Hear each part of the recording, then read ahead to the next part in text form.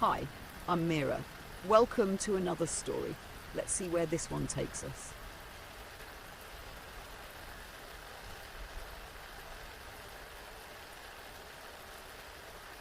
The village of Hallowmere sat beneath the shadow of the Ridgewood, an ancient forest whose dense canopy swallowed the light and the whispers of those brave or foolish enough to enter.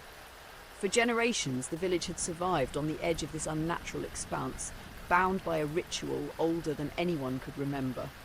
Each spring, a name was drawn from the urn in the village square, and the chosen would walk willingly into the forest. None returned, but the village prospered, untouched by sickness, famine, or war. Erin had always thought the ritual was a lie. She stood on the outskirts of the village square, her arms crossed tightly over her chest as the crowd gathered. The air was thick with nervous anticipation, and the elders stood in solemn silence by the urn. Erin's dark eyes burned with quiet defiance as she watched the scene unfold. She had spent her life pushing back against the village's traditions, hunting in the forbidden woods, questioning the stories of the so-called spirit that demanded their offerings. And yet a small knot of fear twisted in her stomach as the elder reached into the urn. A slip of parchment was pulled free, and the elder unfolded it with trembling hands. She cleared her throat, her voice wavering as she spoke the name. Erin, daughter of Delon. The crowd murmured, their voices a mix of shock and pity. Erin felt the weight of their stares, but her expression didn't falter. She stepped forward, her footsteps deliberate, her jaw tight. "This is absurd," she said, her voice cutting through the murmurs. "I'm not walking into that forest to die for your stories." The elder's face darkened. "Erin, you have been chosen. To refuse is to endanger us all." "To hell with that," Erin snapped. "You've spent your lives living in fear of something you've never seen. Maybe it's time someone called your spirits bluff." The crowd gasped, and the elder's voice rose, sharp with authority. "Enough! You will fulfill your duty, or you will bring the curse upon us." But Erin wasn't listening. She turned on her heel and strode away, her mind already racing. She didn't care what the village thought of her. She had survived the forest before, and she would do it again. But this time she would find answers. If the spirit was real, she would confront it. If it wasn't, she would expose the lie. Erin's cabin stood at the forest's edge, a sturdy structure built from years of defiance. She packed quickly, her hunting knife and bow, the first items in her satchel. The ritual had always been an unspoken threat, a distant possibility. But now that it was real, she felt a fire she hadn't expected. She wasn't going to run. She was going to fight. A knock at the door startled her. She opened it to find Cale standing there, his satchel slung over one shoulder. The village scholar was an unlikely visitor, quiet, bookish, and as far from a fighter as anyone could be. "What do you want?" Erin asked, her voice sharp. Cale hesitated, his gaze flicking to the forest behind her. "I heard what happened," he said softly. "I don't believe in the spirit either." Erin raised an eyebrow. "You're the last person I expected to hear that from." Cale gave a faint smile, though it didn't reach his eyes. "I've been studying the village's history for years. The ritual isn't what they think it is, and if you're going into the forest, you need to know what you're walking into." He pulled a worn journal from his satchel and held it out. Erin took it reluctantly, flipping through the pages. The handwriting was spidery but legible, describing the forest as a place of shifting paths and restless energy. One entry caught her attention. "The seal must be maintained. Without it, the relic stirs." "What's this about a relic?" she asked, her tone sharp. Hale glanced at the forest, his face pale. "The offering isn't for a spirit. It's for something buried deep in the woods, something dangerous." Erin closed the journal, her expression hardening. "Then it's time we found out the truth." Cale swallowed. "You're serious?" "You came to me for a reason," Erin said, her voice firm. "You've read the stories, but I've been in those woods. If we're going to do this, we do it together." Cale hesitated, then nodded. "All right, but if we're wrong about this?" "We're not," Erin said, slinging her satchel over her shoulder. "Let's go." The forest loomed before them, its shadows deep and unyielding. As they stepped into its depths, the air seemed to shift, growing colder, heavier. The trees creaked faintly as if whispering secrets to one another. Erin's grip tightened on her knife, and Cale clutched his satchel like a lifeline. Whatever lay ahead, they would face it together.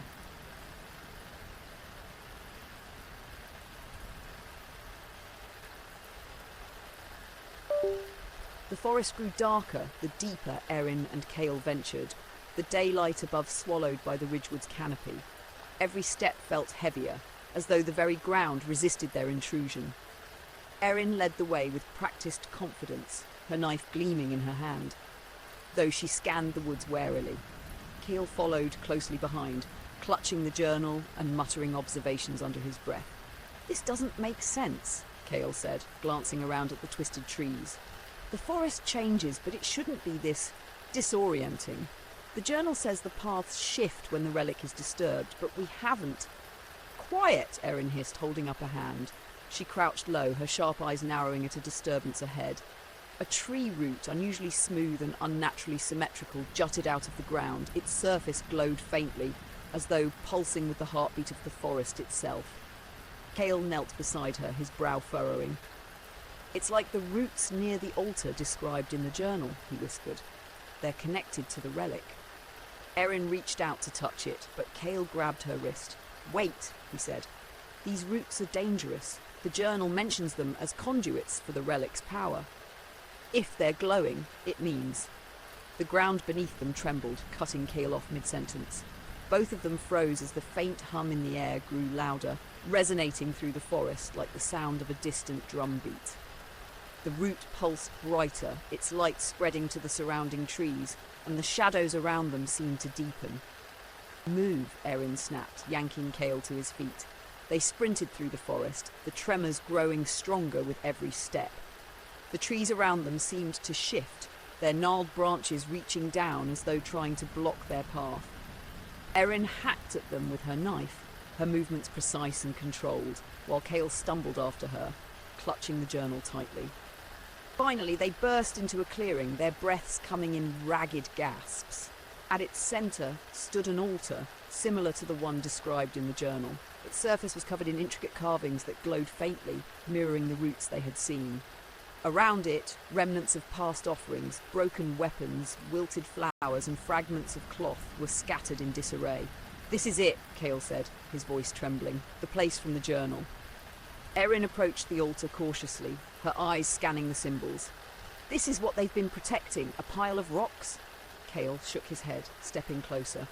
"It's not the altar, it's what's beneath it. The journal says the relic is buried deep underground, sealed by these runes.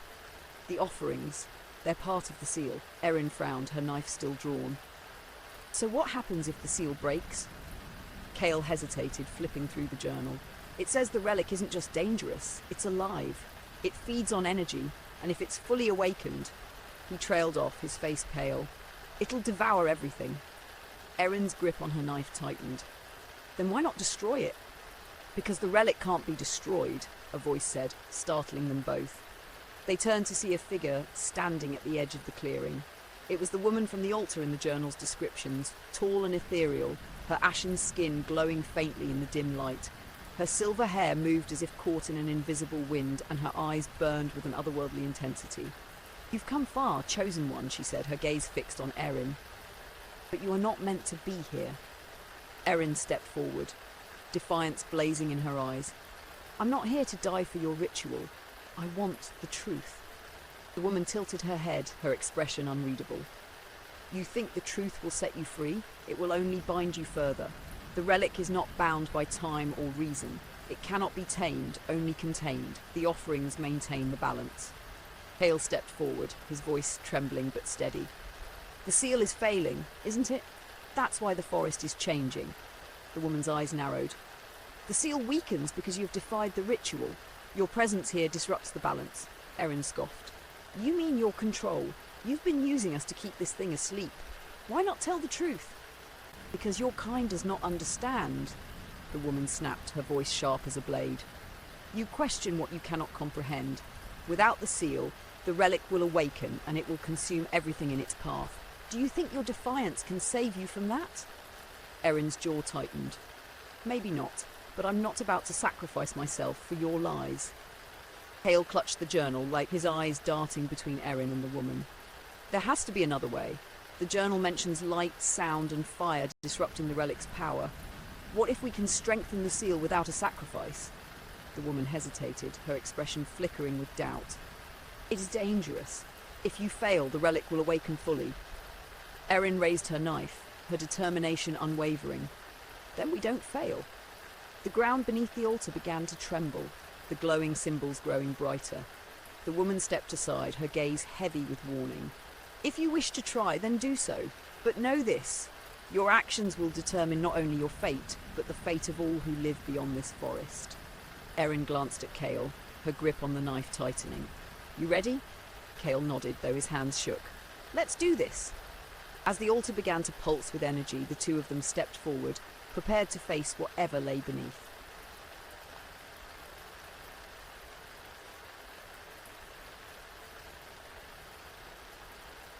The trembling beneath the altar grew stronger, the ground splitting open in jagged lines that glowed with an unnatural light.